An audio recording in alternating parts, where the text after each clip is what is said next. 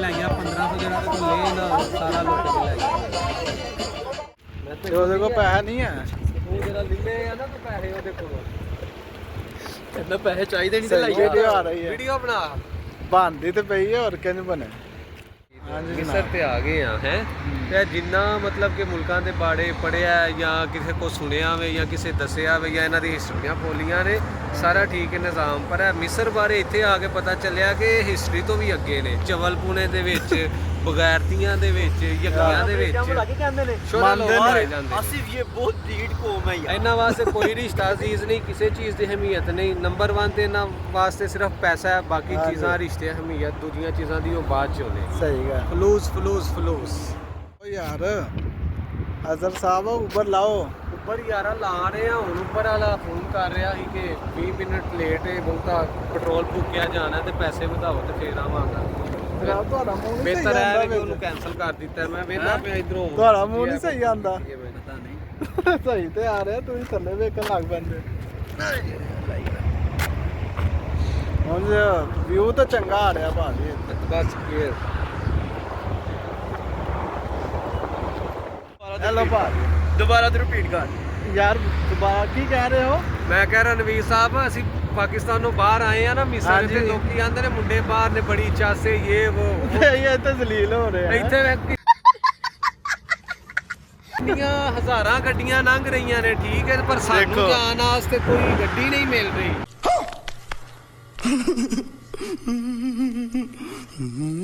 ਕੋਈ ਪੁੱਛ ਨਹੀਂ ਰਿਹਾ ਕਿ ਯਾਰ ਜਾਣਾ ਜੇ। ਸਾਡੇ ਤੇ ਇਹ ਵੀ ਦਿਨ ਹੋਣਾ ਸੀ। ਅਸੀਂ ਜ਼ਲੀਲ ਹੋ ਰਹੇ ਹਾਂ ਇੱਥੇ।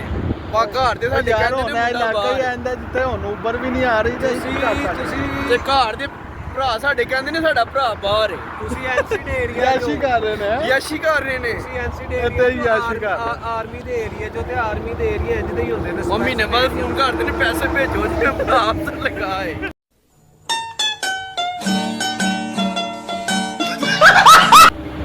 ਆ ਗੱਡੀਆਂ ਤੇ ਫਿਰਨ ਵਾਲੇ ਅੱਜ ਰੋਡਾਂ ਤੇ ਪਹਿਲੇ ਜ਼ਲੀਲ ਹੋ ਰਹੇ ਨੇ। ਹਾਂਜੀ। ਗੱਡੀ ਵਾਲਾ ਮੂੰਹ ਨਹੀਂ ਲਾ ਰਿਹਾ।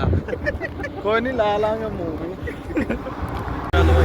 ਟੋਟਲ ਪਹਾੜੀ ਇਲਾਕਾ ਹੈ। ਕਿੱਥੇ ਪਹਾੜੀ ਯਾਰ? ਪਹਾੜੀਆਂ ਹੀ ਪਹਾੜੀਆਂ ਨੇ ਸਾਰੀਆਂ। ਕਿੱਥੇ ਪਹਾੜੀਆਂ ਨੇ। ਹੈ?